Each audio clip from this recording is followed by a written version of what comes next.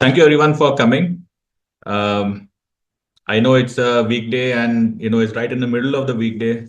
Uh, so thank you for taking the time out and joining us on the call. Now, just wanted to kind of run you through the whole summary of, from the last time we did the call till right now, what has happened, um, whatever my thoughts are on going forward, our portfolio composition. Uh, and of course, if you have any questions relating to anything regarding the portfolio, whatever I'm allowed to answer, I will answer. So actually, we wanted to do a call sooner. I initial plan was to do a call in Jan, and as you may be aware, around January the market started seeing a significant crack. Jan, Feb, March, April, and this time was a very uh, unique opportunity to kind of deploy the cash we had and also to rebalance the portfolio wherever needed, because I've learned long ago that a start of a bear market is by far the best time to kind of rebalance the portfolio, because when the stocks fall, when the markets fall, it's largely led due to panic and margin calls and so on. So even the good stocks fall along with the bad stocks and the okay stocks. So this is the best time as any for you to start looking at rebalancing. So we did that. Rewinding from that, you must be aware that most of you who joined us last year and even the old clients, we had raised cash, uh, decent amount of cash last September, and we kind of held that cash right through Feb, and we've been able to deploy that. So while there was a significant fall, there was a 40% fall in stocks. Stocks on average were down 40 to 45%, and the small cap index fell to a low from peak to the low point of this correction by approximately 30%. So we never ended up falling that much. We also fell, but we never ended up falling that much thanks to the prudent approach that we took prior to that. So having said that, the call was supposed to happen earlier, but this correction happened and then this war situation happened. So finally, now that we've kind of come ahead a little bit of that, I thought this was a opportune time to do this call. So yes, thank you for coming. So I'll just quickly run you through the performance of the PMS. Now, while I talk about the performance, kindly note that this is a PMS wide performance, right? It depends on different clients coming at different times will have slightly different performance, because the day you come, the PMS level NAV is different, right? And the performance of the stocks from day you come is different. So I'm going to be taking milestones. So for example, when I say that the portfolio is up 46% CAGR for the last trailing 5 years, which is ranking us as number one in the PMS space in the multi-cap category. Now, this is for portfolios who were with us 60 months prior on that day, from that day till right now. So portfolio returns may not be equal to someone who may have joined a year later, for example. So yes, so 5-year basis, we are up 46.5% versus a benchmark return at the same time of 23%. So practically, we've kind of doubled it, whatever the benchmark has done, and this is post fees. So this was, that keeps me happy. But we want to become more efficient, personally speaking, and we want to take slightly better decisions. But yes, on the whole, we've done very good. We've ranked first. On the last 3-year basis, the CAGR, of course, on the higher base now, has come up to 20%, and the benchmark is 15%. So again, as long as you're decently ahead of the benchmark, makes me happy. Last 1 year, of course, from same time last year to right now, the markets have seen a fall. For example, the small cap index is minus 3% last trailing 12 months. I'm talking about till April 30th. So while the index was negative 3.3% and the BSE 500 was plus 5.7%, we've kind of been able to beat both of them. We were up plus 6% on a portfolio wide level. So compared to small cap index, there's a big outperformance of close to 10 percentage points. and BSE 500 we were able to beat it, by a small margin. Large parts because we were very conservatively positioned last year, not very happy with valuation, so we had carried a lot of cash. So this is about till the past performance. Now we started FY26 on a very positive note. I'm very happy with how we have started. I just got the numbers up to 19th of May. The closing NAV for the PMS was 341.55 on 31st March, which on 19th was 388.44, which means the PMS for FY26 is up 13.72%, which is significantly ahead of the benchmark, which is up 6.6%.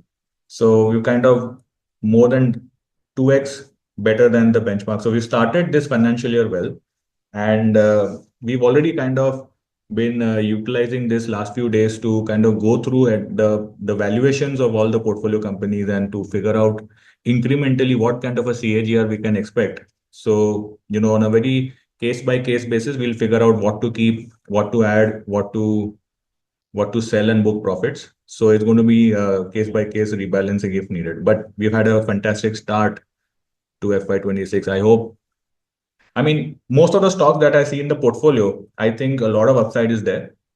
But, sometimes it takes time for the upside to come. So thank you. So first of all, this is the returns, how we've done last 5 years. We've kind of on every single 1 year, 2 year, 3 year, 5 year, since inception on all timelines, we have beaten the index, which that is the primary thing that makes me happy. And on the 5 year timeline, especially, we have completely beaten the index and we ranked first in the multi-cap category. So that's a small update on how we've done in the past. Now, coming to portfolio construction, before we come to portfolio construction, I'll tell you again, all of you know what the fund is about. It's about special situations. And I think this special situations has been one of the reasons why we've been able to beat the benchmark consistently, sometimes by a decent amount, sometimes by a very large amount. And going forward also, I think this kind of investing will work. I'll give you a small example. Before I give any examples today, very important to give disclaimer because when fund managers talk about stocks tend to kind of move. So I would like to not talk about too much detail, but I want to give you a sense of what we are doing. So since you are all our clients, we're not talking to outsiders, we're talking to clients. I will be talking a little bit about stocks, but please keep a disclaimer in mind that none of this is to be bought. No action has to be taken from your end. Okay, this is just to educate the clients as to what has happened and what might happen. So, so many examples happened in the recent past where just on the day of the company going X, market cap was trading at, let's say, for example, 100 crores, just giving a basic example, 100 crores, no, 1,000 crores, let's example. And on the day of the split, the very next day, post demerger, suddenly that breakup value, the sum of the parts were trading at 1,200 crores. In the very recent, the last thing that we did, we made a 50% return on day one. So special situations will continue to work. There will be times when there are less special situations, so our portfolio performance may kind of be more decent, and there will be times where there are some outstanding special situations, and I think around those years the portfolio performance will be fantastic. So more than that, we need to have a longer term approach to investing because nothing is guaranteed in the short term, and in the if we want to see a more results based, process driven kind of results to come, we need to have a longer term view on the portfolio. So as you know, special situations, the very crux of the matter is that it's a very modern take on value investing. So value investing is basically, in a very simply put way, that you want to buy stocks below their perceived fair value. Special situations would tell you that yes, do that, buy stocks below its perceived fair value. But when there is a trigger, when the founder or the management wants to unlock that value, if you do that, you will have a better chance of creating an alpha. So in a very simple terms, this is what we've been trying to do. We've been trying to get bargains in the portfolio, and special situations, especially around demergers, have been a very good place for us to get these bargains. Now, again, before I start with the portfolio construction bit, lately I've been sitting with clients who were with us since day one. I'm talking about 2018, then even 2019 and so on. And I remember a lot of these guys, we had humble beginnings, portfolio size, let's say 50 lakhs or 1 crore. And a couple of these clients I was sitting, and I saw someone's portfolio is at 5 crores. I saw someone's portfolio is at 8 crores. One client's portfolio was at 8 crores. And, I've been talking all along about the whole point of investing. The whole point of investing is to compound our portfolio, right? Eventually, it doesn't matter whether you're growing, you know, 18% or 20% or 25%. Yes, of course, it matters in the long term. It kind of gives a very different look to the portfolio's performance. But the more meaningful point is that to be in the market, and to be in the market for a long period of time, so that your portfolio can grow every year on a higher base. And the best kind of the fun of it, of compounding, starts after the 10th year, the 11th year. So we've not even reached there. We've not even got to the 10th and the 11th year. This is our 7th year, about to be our 8th year. And a lot of these portfolios, and we've been sitting with these clients, and it gets a bit emotional sometimes that yeah, we started with a small base and it's kind of grown, and we've gone through a lot in this. So it's not been, stock market is not where it's an easy journey. So the COVID situation happened, a lot of volatility, war-like situation, the Ukraine thing, our own what happened very recently, and so many other things where it just becomes very, very volatile. And in that specific moment, we get scared. But longer you stretch the horizon of a portfolio, it just comes down to compounding. So I've been sitting with certain clients, and we've been, I mean, for me to know that in theory, and when we sit with the client and we see that, oh wow, this has done good last 7, 8 years, we kind of kept growing on higher base, and at every and most of the times when the markets also dip, it's always paid in India to do a little bit of opportunistic SIP. I'll get to this concept of opportunistic SIP a little bit later, but I just want to urge all of you that okay, alpha is one thing and returns are one thing, but I think it's important all of us know the most important thing is compounding. That is the end goal. We get happy portfolios gone from 50 lakhs to 80 lakhs. Some clients will want to say, okay, give me back 30 lakhs and keep the 50 lakhs. That completely defeats the purpose of compounding. I mean, we want our portfolio to grow on a higher base. So simply put, just be patient. Just believe in India. We're just a 4.17 trillion economy. And I think a lot of growth is going to happen in the coming years in some sectors specifically. And I'm going to talk about those sectors where, we've kind of, personally, I'm convinced, and we are going to have a good amount of exposure going forward. But before I wanted to get into the portfolio construct, I wanted to just tell you about the thought process of investing. And in my humble opinion, the simple investor who doesn't get involved with what the interest rates are and what is going to happen and stagflation, thisflation, thatflation. The simple investor who just says, okay, no, forget all that. I'm only going to focus on time spent in the market. That simple investor tends to outperform brilliantly compared to a relatively more knowledgeable investor, but whose mind is all the time trying to be ahead of the curve, right? I want to sell now, I want to buy later, I want to take care of this. I mean, no, just we have to clear our mind and let the fund manager, whether I am your fund manager or whether you have five other fund managers, let the fund managers handle the rebalancing part. Job of investor is to just let the portfolio compound. So yeah, that was a small I think I wanted to say before I ran to the through the portfolio. So coming to portfolio composition, right? So while we are bottoms up stock pickers, right? We are not your macro guys. We are bottoms up stock pickers. We will like to look at individual companies, but we also have a view on certain sectors. So when we get a special situation, for example, in a particular sector, that would warrant a slightly higher exposure. So, getting into first the top down, without any doubt in my mind, financial services would rank first in my pecking order. Just a second.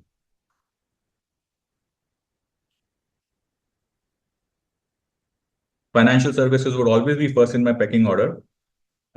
If you notice, in the past, we started with angel broking. I think Angel One we bought when the price was about 300. This was long ago. We've also had other big winners in the portfolio, which we've exited, something like a BSC, something like a Anand Rathi, um, and we continue to own. Currently, we have a 15% exposure to the financial services sector, which would largely be divided between asset management, wealth management, and so on. So, Nuama was a classic example where of a demerger or a special situation that happened in the space, which ended up giving us a very good profit as a result. So how this worked was Nuvama was part of Edelweiss, and then Edelweiss decided to kind of sell Nuvama and demerge it. So it was a two-part special situation. So once the demerger happened, almost all the time, once a demerger happens, there is a little bit of selling that happens in a stock. So please forgive me if I can't remember exactly, but the stock listed at around 3,000 odd and fell to 2,200. At 2,200, if memory serves correct, it was around 12 times PE, while the entire peer group was trading at 30 times and 35 times. So for me, at that moment of time, it just felt as if we have to participate in a slightly bigger way. So we made Nuama one of our top holdings at that point of time, and happy to say it's kind of performed pretty well from 2,200 to about 2,500-600, where we started buying our position. Now it's about 6,700 or so. Then again, different clients will have different prices depending on when you have come on board the PMS. But Nuama was a classic example of how a special situation would work, especially when it's part of your sector that you want to follow. So we ended up making it one of our larger holdings. Then we have Motilal Oswal, which is not a special situation currently, but it's largely play on the financial services space. And I expect at some point of time for them to demerge their housing finance company, which will end up also unlocking some value along the way. Then we have JM Financial, where again, very nicely valued. They've kind of shut down their business, which was on a legacy basis, not doing well for them. And they've been focusing more on financial services, which kind of made me very, very satisfied. So apart from these, I'll just open this slide that I made for you.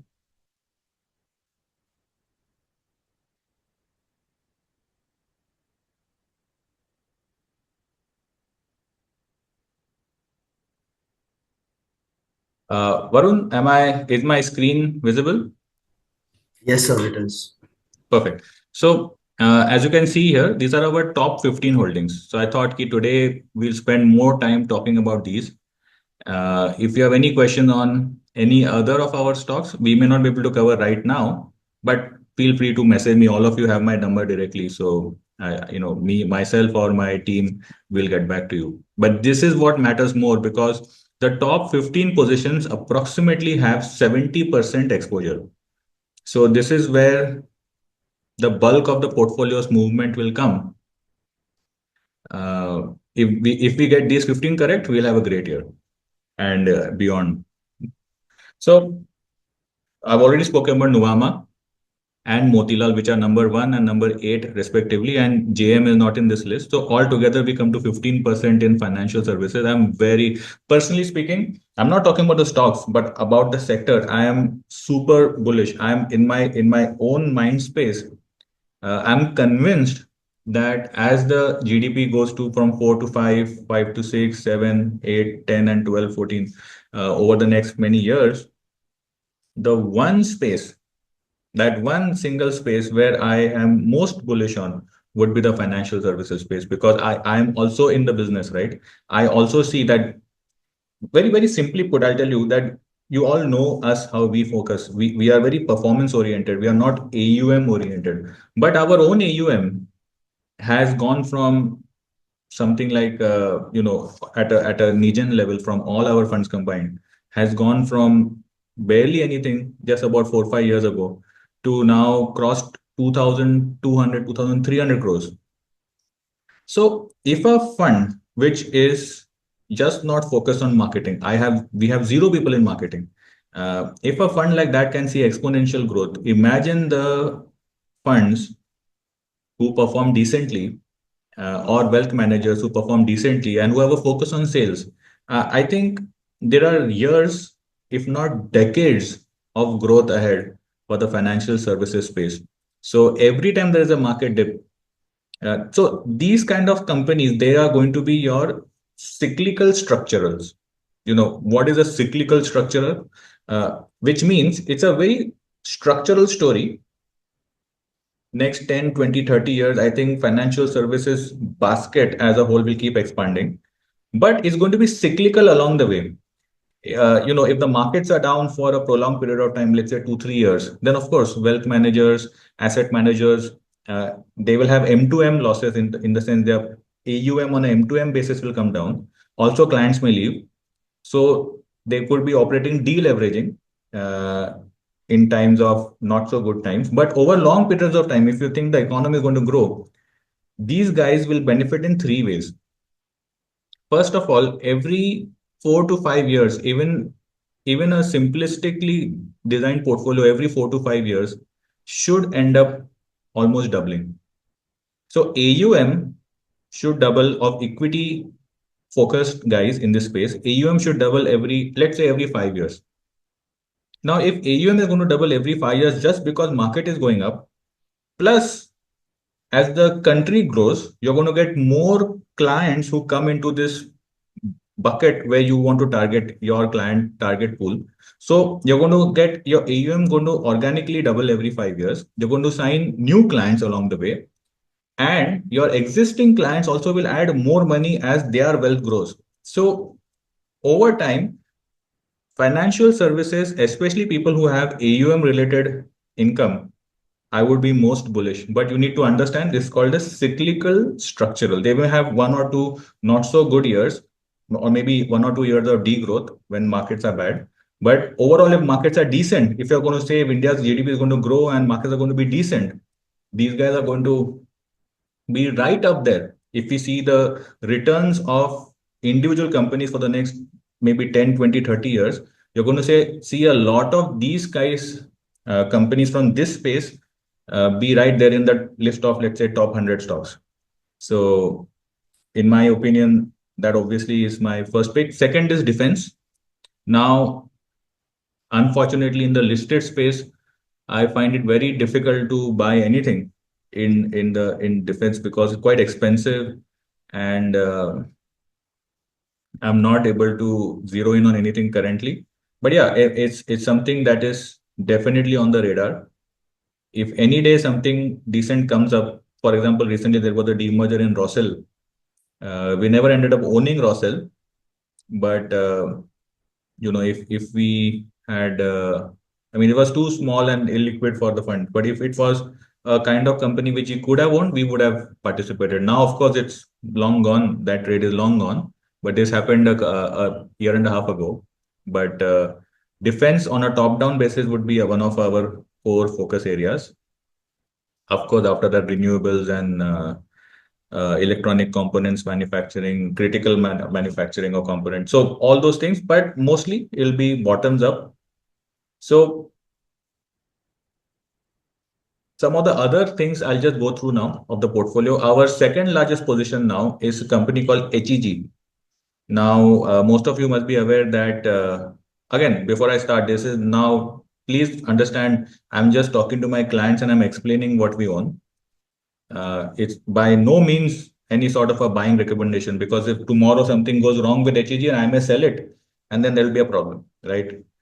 It should not come across. I'm talking about something today, people go and buy, and then next thing you know, I'm selling it myself. So please do not act on anything I say today, because I may change my mind tomorrow. So currently, Nuvama I spoke about, Motilal spoke about HEG. HEG is very interesting. It's as you know, it's a graphite. It's one of the world's largest graphite manufacturers, and the benefit is that is one of the lowest cost producers. So the graphite business is stable.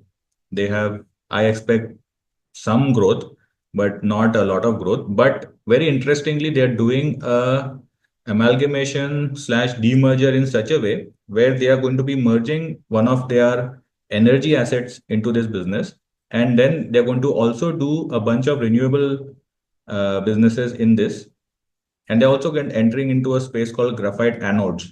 Now, a lot of this, so there are going to be two businesses here. One is going to be your legacy business of graphite, which is going to be okay.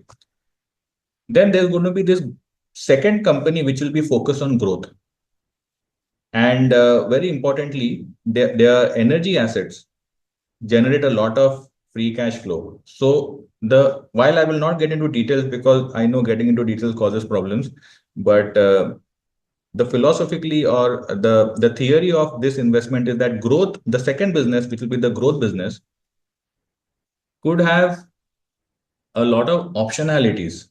So when we bought this some time ago at a much lower price than where it is right now, I thought about one thing, that if the demerger goes through, we are getting the the business which is the slightly smaller business which has a lot of optionality almost for free. And if that growth, which I think could plays out, then then it could be then it could be a very good company to have in the portfolio. That's why we made it the second biggest holding. So while when we may have bought it, it may not have been second biggest, but now because a lot of these stocks keep moving on a mark to market basis. So as of right now, it's the second biggest holding. And if I don't know if you guys have noticed or tracked this company, but very recently, very big investor Madhu Kela has invested in the energy asset, which is going to be part of this demerger scheme. So he has invested directly in the energy company. So I personally kind of probably echo his views that there is a decent amount of value in this company. So yeah, we own this and we've done well so far. And let's see how the demerger plays out, and how and when how much can we end up realizing in this investment. Third is Triveni Engineering. Again, very similar thought process on Triveni, like HEG, and the whole thought process around special situations. Main business is the sugar business, right? They have a tiny second business, which is around the water business. So if you value the sugar business at par with the other sugar companies that are listed, you end up, so again, I'm not going to get into numbers. I'm just going to give you the theory. You end up getting a significant amount of, how do I put it? So if you were to value this on a reasonable basis, a large part of the market cap, at least when we started buying long time ago, according to my thought, it was that the market cap is covered in these two businesses, and the growth business, which is the engineering business that they are doing right now, which is a very, it's not your commodity kind of a business where you and I can start tomorrow. It's not that. For anyone to enter this space and compete with them in their engineering business will be a very, very difficult task. Maybe the very large companies could, but the MSME and SME sector, no chance. I don't think they'll be able to compete with them. So I expect the engineering business to grow. So while we may recover a large part of our investment in the sugar business itself, it's possible that we may end up getting the engineering business for free. And after that, we will wait and see. Uh, Number four, Camlin is a great example of how patience pays out and where we are not supposed to, you know, how do I put it? Again, patience is the most important part of investing. And sometimes you will buy something and the stock may first fall before going up. So what should you do? Lots of people have different answers for that. So what we do is we continuously track the business. We see that, okay, we expected in 3 years certain amount of things or milestones to be achieved. Is this company very far on a very big basis deviating from these milestone goals? And if the answer is no, and if the market is still kind of making it fall, then you may as well hold it, may as well buy more. So uh, we just a second. So I again, forgive me if I'm a bit off the mark. We started buying around 130, 135, and then it fell to about 85, 90 rupees. There was a rights issue. We participated in the rights issue. We bought more along the way. So our cost ended up coming down quite a bit. Now, this gain and loss number, we are not up 20%, we are up far more. But nevertheless, uh, this is now trading at 200 rupees per share. And, it kind of just tells you it's not about the company. I'm not talking about the company. I'm talking about the thought process and the overall process of investing. Just because the stock is going down or just because the stock is going up doesn't mean we should sell it, whether booking profits or booking a loss. You have to understand what those milestones are. Why did you buy it in the first place? And Camlin has really come through on our process. So you must be knowing the story of Camlin. So they've set up this large vanillin capacity, which got delayed over the years, and the chemical cycle went a bit off. So there was double trouble for this company, and eventually they managed to finish the capex. They managed to get all the necessary approvals, and now they've started commercial production. Very interesting. What has happened is the US, which is one of its markets, um, they ended up putting a big import duty on vanillin imports from China. What that did was the prices of vanillin went up drastically. Again, I don't know exact amount, but ballpark in the region of $14 to $15. So, and the same price of vanillin around a couple of quarters back was about $7, $8. So you can see why the market is also pretty intrigued by this, because uh, a huge new capacity has been put up, and the prices of the raw material of the chemical has also been going up. So it potentially Camlin is in a sweet spot. Again, this I am just going through because I'm supposed to tell you what we own. Please do not make the mistake of going and buying anything, because I will sell. Who knows what I do, right? So don't act on anything I say. I'm just telling you because I'm supposed to tell you. Next, PNB Housing Finance, another special situation which did very well for us. Here again, there was change in corporate governance because new people came in to manage it. They cleaned up the entire book, the entire show, uh, and I expect this to trade at a bit of a higher multiple even now, even from this multiple that they are getting over time. And it's a more of a steady investment that we have made, and I think it should do okay. Manappuram, of course, same, almost similar thought process around PNB Housing Finance. Uh, with Bain coming in, you have a potential.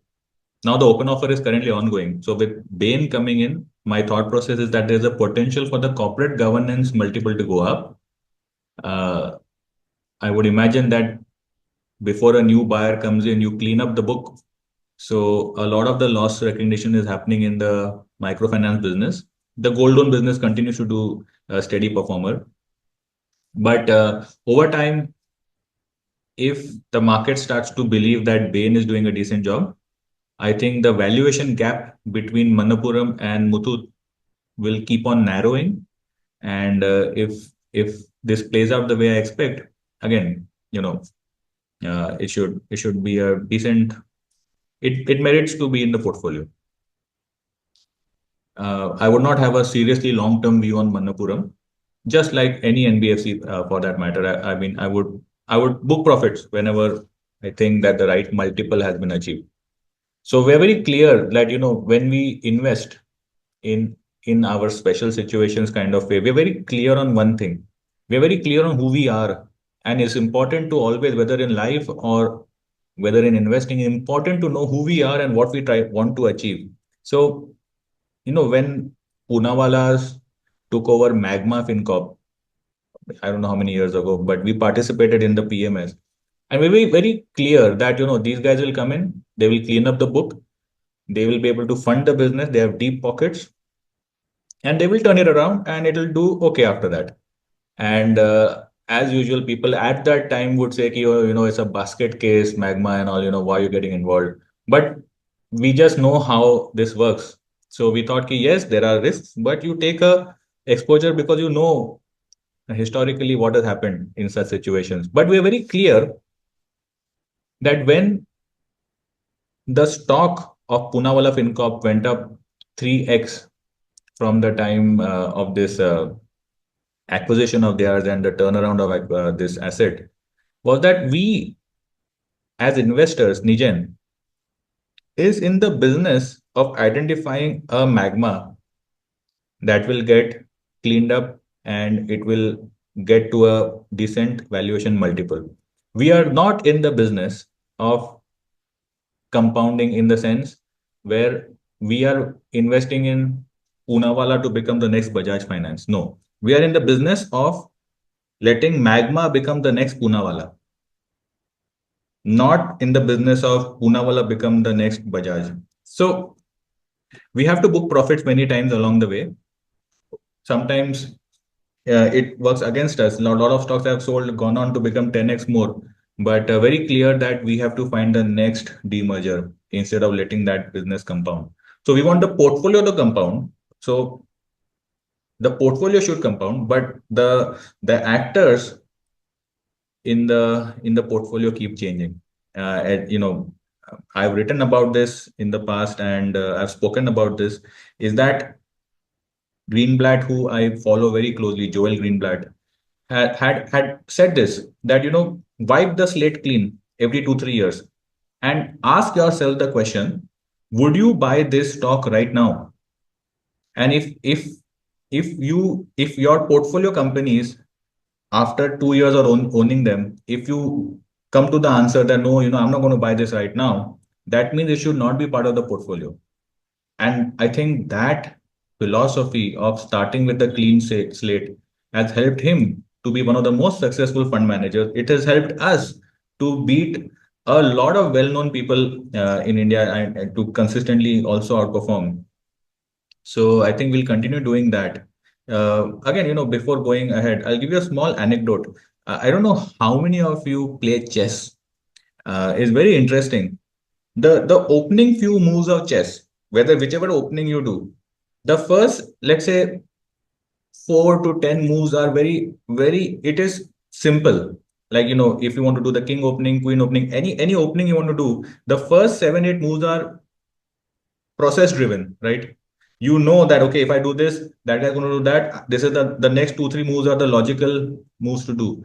But the middle game, that's called the beginning, the start of a chess game. The middle game, it gets complicated. Now that process driven approach has kind of the initial exchanges have happened, and now you're getting into a proper brain fight with the opposition. And in this position, it kinds of get complicated, and you have to actually start thinking outside of the book. Now, this two situations, the of a chess game versus investing. When in investing, we a lot of time we say beginner's luck. Somebody will come buy a bunch of stocks. He'll do good. He'll book profits, and he'll say, "Oh, it's beginner's luck." It. I have over time thought of it as not beginner's luck. When you buy a stock, like today, if you come and I mean, let's say it was some days ago, you had come and bought defense companies. Even if they were expensive, they would have gone up. But it made sense to buy defense companies because of the situation that we are in. It's almost a no-brainer that defense spending will go up. But so this is a process driven that you are buying what you are supposed to buy at that particular period of time. But as we exit the start of the game, the opening part of the game, and we get into the middle game, where now it's 5 years into this cycle, okay, or 2 or 3 years into this cycle. Now we don't know if situation has calmed down completely, or in like our balance sheet position of the country is not so good that can we spend or not. Question marks around technology start appearing. Question marks around spending of government start appearing. Now we enter into the middle game.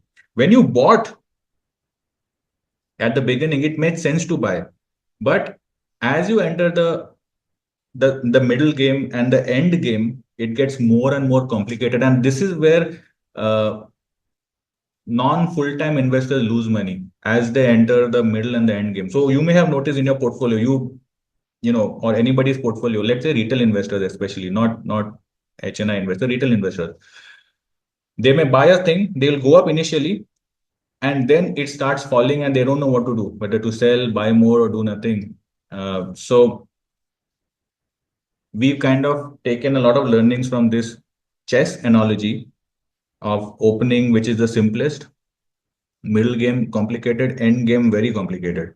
So we want to stay in the opening where it's process driven. That Magma is being taken over by FinCorp, Poonawalla FinCorp. I know what the necessary outcomes are. I know what the necessary action I need to do. When I'm going to be right, when I'm going to be wrong, what I need to do. So I'm very clear that we are in the business of finding value or mispriced assets which are going to go through transformation.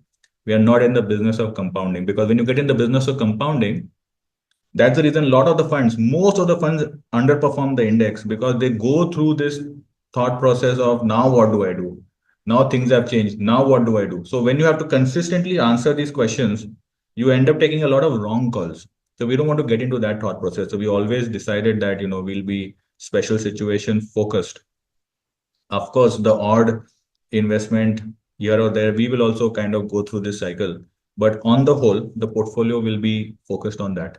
So yeah, so that as I was explaining about PNB and Manappuram, that we will be in the business of finding the next PNB and Manappuram. I'm not in the business of Manappuram becoming the next Muthoot, right? So yeah. Then we come to kind of just going to go a little bit faster now. Uh, then we come to Styrenix. Styrenix was very interesting. I mean, when Styrenix happened, I was like, wow. I mean, this it was a case of almost a no-brainer when it happened. All those I think it's been a year and a half now. Uh, Interestingly, the promoter initially sold this business to a company, global conglomerate called Ineos. Now, these guys bought the asset, which was a very well run asset, and they started focusing more and more on their China business and global business. And this particular Indian entity started being completely neglected. And over time, see, if you want to grow up, if you want to remain relevant, you have to grow a business, especially around a commodity business where size lets you become a lower cost producer. So they did not. They just completely gave up on the India operations, and because of that, the multiples started falling, and the competitors started to catch up with this company. Well, it was a beautiful asset to begin with, which became a bad asset because of the new owner. So what happened? Very interesting. I think about 2 years ago or so, the old owner who sold the business to Ineos Group bought it back. Now, just think about this. When you buy back an asset, and he went all in, he took debt and he bought it back. I mean, he was, completely convinced, and he was all in. and he was best in class as a founder. He started this company, took it to a level, and I thought that if this company gets a little bit of debottlenecking, little bit of growth announced, the multiple will shoot up. And it played out beautifully. Unfortunately, not very liquid. We could not buy how much we wanted to buy. Um, Otherwise, it was a complete and utter no-brainer when it happened. I think the open offer happened around 800 rupees. Today, the price is almost 3,000. And I have no intention to sell this. I'm pretty happy with this. Motilal, we went through. Inox Wind Energy again was a reverse merger with Inox Wind, where when we entered, there was an arbitrage of close to almost 25%, which is now narrowed. I don't know what is it in this week, but what I last saw was about 7-8%. So while the underlying asset also went up, we're bullish on the growth of the renewable space.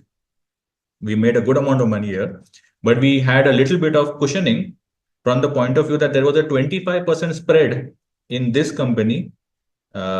So instead of buying Inox Wind at, let's say, 100 rupees, we were under, we were able to buy Inox Wind Energy, let's say, at about 80 rupees. So for us to lose money in a theory basis, around the time this structure was going to happen, the reverse merger structure, for us to lose money, Inox Wind would have to fall 20% for us to break even. So for me, that gave me a great amount of comfort because I thought Inox Wind will grow and we'll also make this extra 25% on the upside going forward. So it worked out brilliantly. We continue to own it. We bought a little bit more recently. Again, this is not an investment advice whatsoever. Who knows? I will want to sell it tomorrow. So please don't get involved in any of these things because most of these things have already played out. So do not get involved, please. Uh, Sundaram Clayton again. Sundaram Clayton, which is number 10 and number 14. If you see TVS Holdings, this has been my favorite, absolute favorite demerger of the recent past. Of course, my favorite was Max Hospitals and KPIT and Green Panel, but in the recent past, this has been my favorite. Holding companies trade at a discount to intrinsic value. So TVS Holdings owns 50% of TVS Motors, but the market cap of TVS Holdings, I remember that time, and I'm surprised my memory is holding. Well, this happened almost 2 years ago. So at that point of time, their stake in TVS Motors, 50% stake in TVS Motors was worth, if they were to sell it, it was worth 25,000 crores. But since holding company structures trade at a discount, and rightfully so, they traded at a discount. This was trading at about 70 to 80% kind of discount, and the market capitalization of TVS Holding was 8,000 crores. So just on that, a person could have bought it and said, when this discount kind of narrows, I'll make money.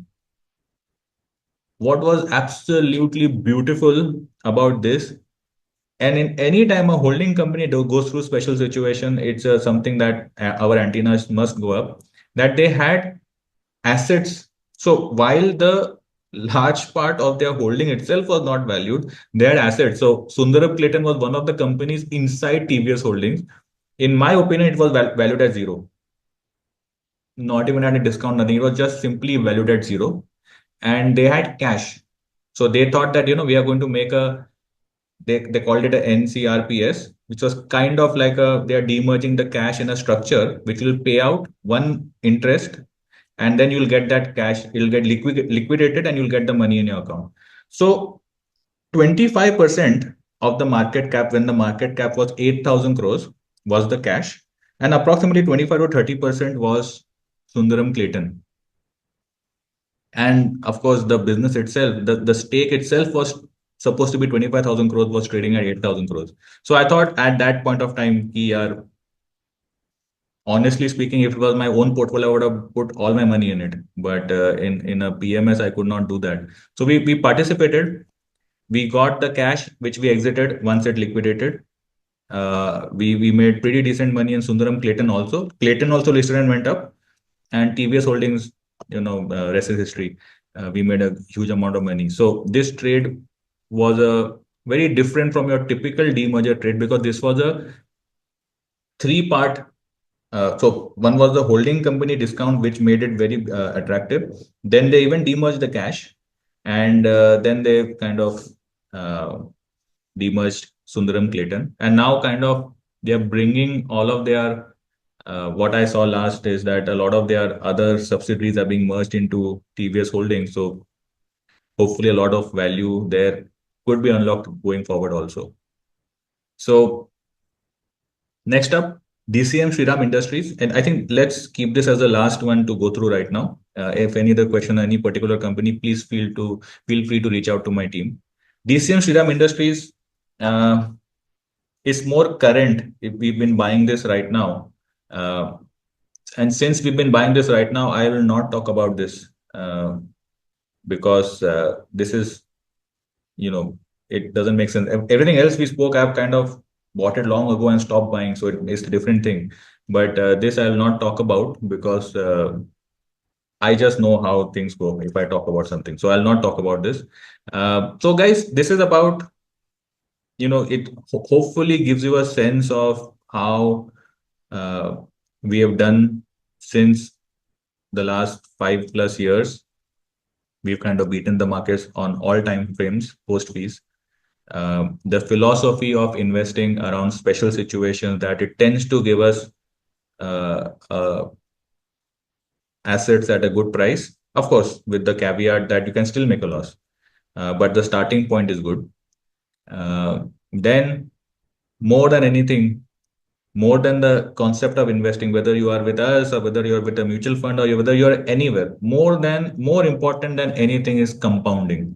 You have to remain invested for long periods. Let your fund manager do the rebalancing, but your job is to stay invested. One thing I wanted to speak about, I kept it for the last, was opportunistic SIP. Historically, whenever the markets have given a knee jerk fall, people get to act the opposite way. We have to act the complete opposite of what our gut feel. Whenever our gut feel makes us a little bit scared, that is the right time to add money, because it's not, while you are scared, you have to understand you are part of a large system when you're invested. And whenever you are scared, everybody else is also scared. And not everyone is evolved. They exit at throwaway prices. So whenever you feel scared the next time, look to do opportunistic SIP, which basically it's a it's a term which it just came to mind around COVID time. Opportunistic SIP, basically every time an index falls 5 to 7%, it would be a decent thing to kind of do a little bit of top up in the portfolio, again with a longer term outlook. So instead of doing a blind SIP every month SIP, sometimes it's better to just keep that SIP amount in your bank account and wait for some sort of a 5-7% dip in index and then put all of it together. Instead of a SIP, more of a top up. So opportunistic SIP will always help us. So yeah, so compounding and then opportunistically doing SIP, and then just be absolutely convinced about the India story, that this 4.17 trillion economy eventually grows into a very big thing in the next many years. And when that happens, a lot of sectors will do great. And know that us, your other fund managers, all of us are knowing where to be, and everyone will have their own strategies. And it's good to just believe in what is going to happen in India, especially around financial services and these couple of sectors and all of their subsectors. While financial services just two words, there are lots that is inside this. So as you go dig deep, there are lots of opportunities. So we'll focus on all of this. So we'll do maybe 10 minutes of Q&A. We've already kind of the past that marker. So please feel free to ask any question. And Varun, if you could just go through any of the questions that you find we should answer.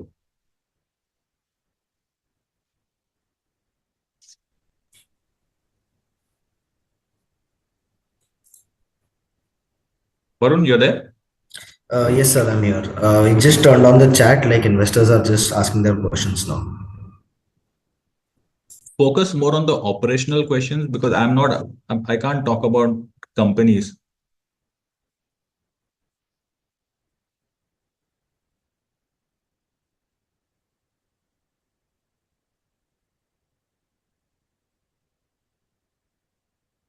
Yeah, so I can see one question which just popped on my screen from Veer. In the large scheme of things, does India become the best investment yeah, I mean, if you ask me about India, it's a I think India will it has to do well. The way we are structured as an economy, the strengths we have, maybe not all parts of all sectors will do good. As investors, you need to understand that while the GDP will keep growing, momentum within that GDP will keep shifting from different industries. So let's say if you have to consider financial services as large part which that will benefit. So yes, India will benefit, India will grow, but it won't be a blanket approach that you can buy anything you want. You need to have certain view on top down, and you need to have a process to buy bottoms up, in the sense the stocks that you buy should not be a silly mistake, because the only thing that we can really score a own goal is if you do silly mistakes. So obvious silly mistakes are doing derivative trading when you're not trained to do derivative trading, or buying stocks at 100 times earnings, or 50, 80 times earnings, which probably, if things change, could end up giving a decent loss. So yes, India definitely best placed. If you're not full-time investor, if you're full-time investor, then obviously you can buy and you can figure this out yourself. But if not, then best to have a diversified pool of portfolios and fund managers and let them handle it for you. I'm pretty much sure that a diversified pool of well-performed fund managers will do good in the next many years. Varun, you'd like to catch any question? Yes, sir. So another question that we have is around the investment process. So Chand has asked, do you set your target price at the start of the investment process, or how do you look at it? No, so good question. Good. I mean, I had not covered this. So there can never be a target price. We can always have estimates. So when I buy a particular business, I can put estimates. I may go to the con call, listen to what the guidance could be, or I could just say, okay, industry is growing this much, and these guys are adding that much new capacity, so they should be able to grow industry plus maybe something. They should be able to take market share from unorganized sector. So we can always have estimate on growth, but the biggest point before investing is how much can I lose. And if the answer is that no, I can't lose any money, then that's a good place to start investing, uh, because a lot of it is kind of develops along the way. Sometimes it is far better than what you envisaged, and sometimes it is lesser than what you envisaged. But if your starting point is that no, I can't lose money here, you have to participate. And I've kind of heard this along the way from multiple, legendary fund managers. Again, Buffett and Greenblatt, I would put in this basket. They would always say, "How much can I lose?" And if the answer was that I can't lose, then they would take depending on the growth prospects and so on, they would take a appropriate portfolio sizing. So yes, to sum it up, we have an estimate for what we want, but the starting point is if I can't lose, then I will invest like that. Right, sir. We have two related questions. So one of this is your views on the potential dollar crisis in the short term, and how are we cushioned to take this shock in the portfolio? And the other question is, what is your take on rupee depreciation eroding the net returns when looked at from dollar terms? Uh, as an investor in Indian assets, you must assume that over long periods of time, about 2.5% of erosion in the rupee could happen. At least it happened in the past, and maybe going forward, this 2% annually should happen. Uh, unless things change on ground, which they could, and maybe we have many years of no depreciation. Um, but again, we cannot base our we have to grow, right? We cannot take our money out. You cannot take your money out and say I'm going to invest X in some global market where we don't know anything. We are an expert at investing in India, let's say, all of us. We understand how India works, and we have a basic understanding of how to spread our money here. So for a lack of a better word, I mean, you have to be here. You have no other option. You can't even take a lot of money out. You can only take $250,000 out per year. So, what other option do we have? We have to make the best of what we can. So, assume there's a 2% decline in your rupee assets because of currency depreciation. But if you're going to do double digits, even if you do 12% a year, 2%, it's okay. You will still beat most of the other asset classes, if not all.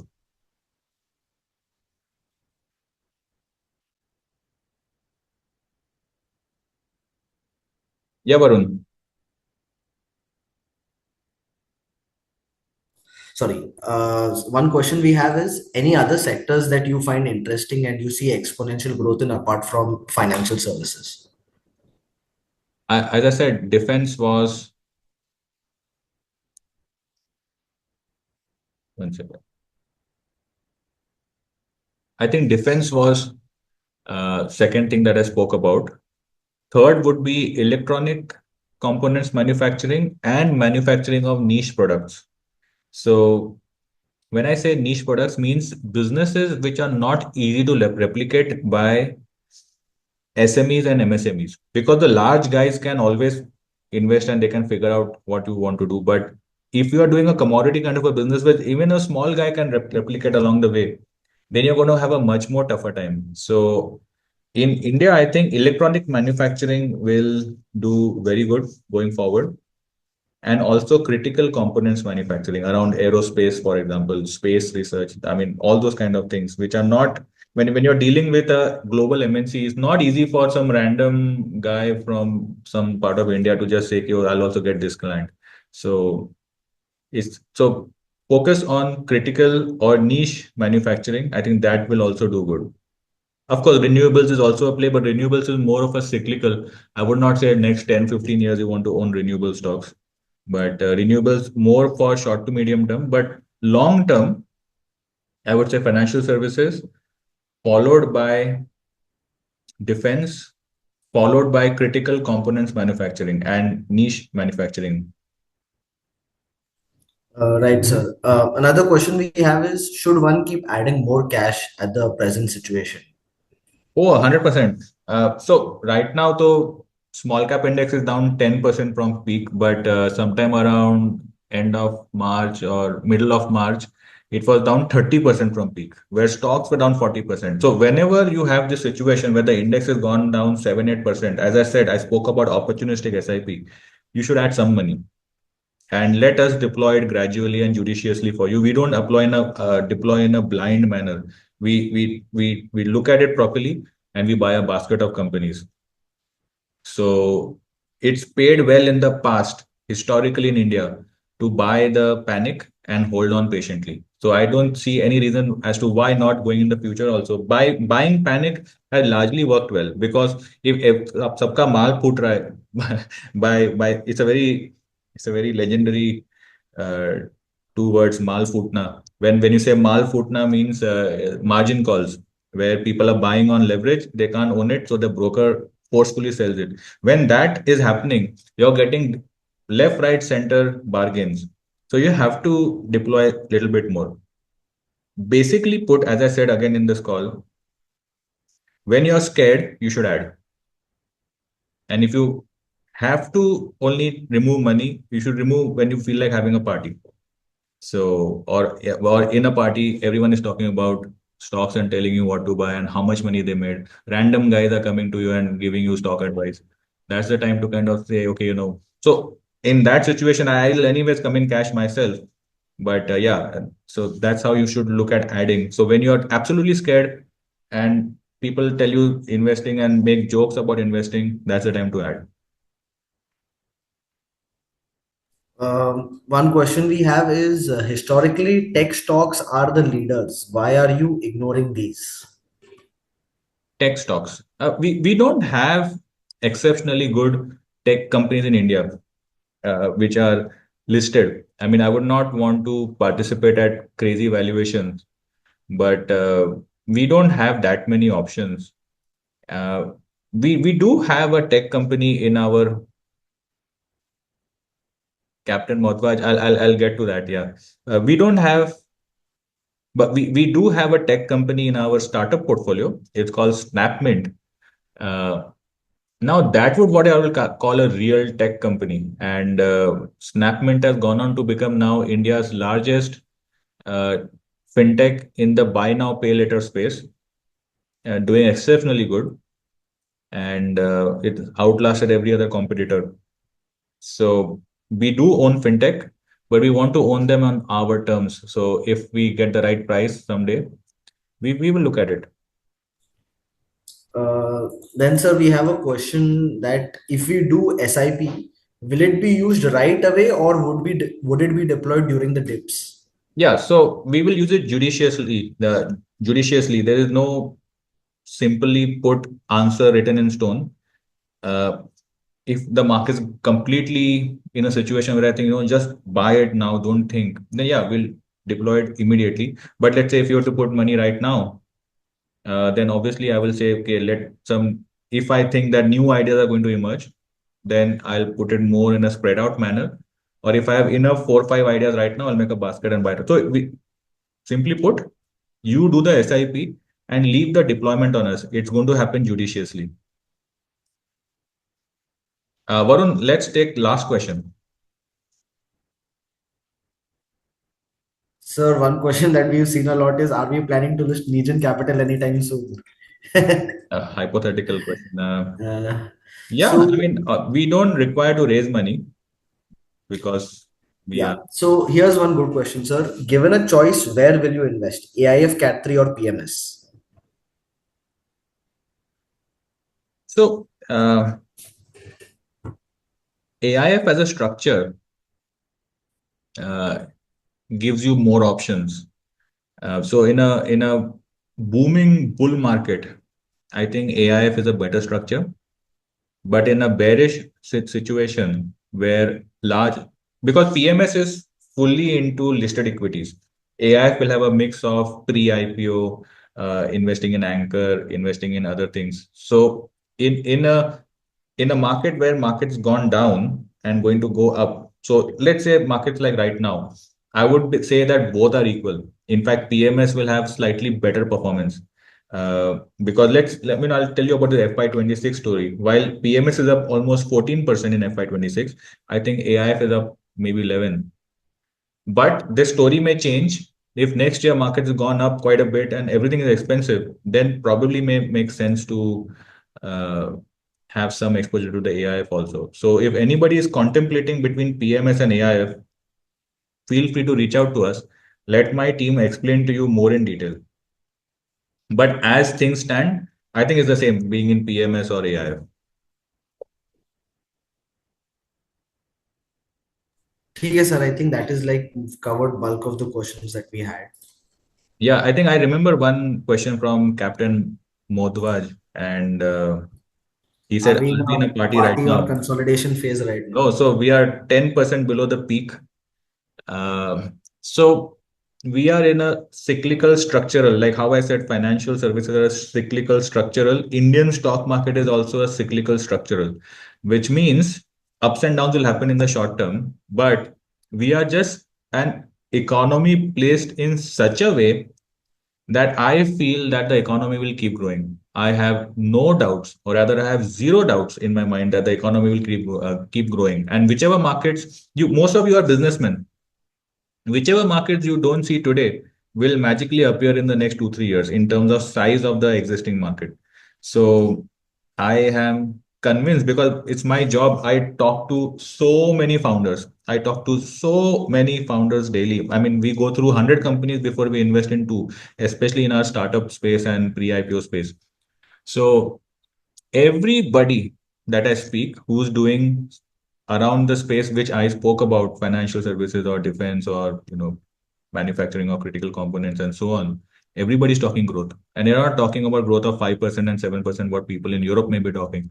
We are talking about 20, 30% growth, and certain people are talking, if you give me money, I can do 2x. So I see no reason why the economy will not benefit. And I see no reason why the stock market should not be meaningfully higher in the next many years. Short term, who knows? I don't know anything about short term. It's a coin toss in the next 6 months. Who knows? But it becomes more of a sure thing if you talk about 6 years and 8 years and 10 years. So, yeah, we are right now in this cyclical structural situation. We don't have to be sad. We don't have to be happy. We just have to remain invested and do not care a damn about what anybody else is telling you about whether markets are whatever. Just remain invested and let your money compound.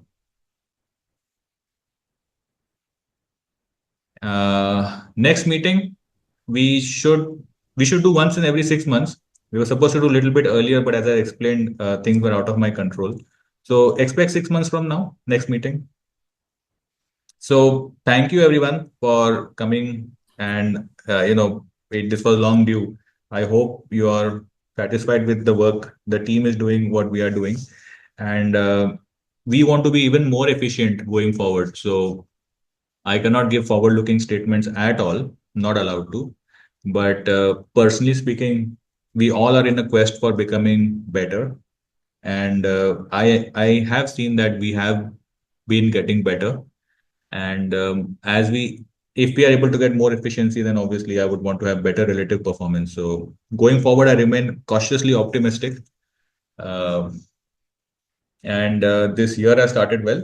Let's see where this year takes us. But personally speaking, let's not think about 6 and 12 months. Let's think about like 5 years, 6 years, 8 years. And the kind of talk I've had with these few clients, I would like to have with all of you as well after many, many years. So thank you for coming, guys. Have a lovely day and weekend. And if you need to ask me anything, feel free to message me. Thank you. Take care.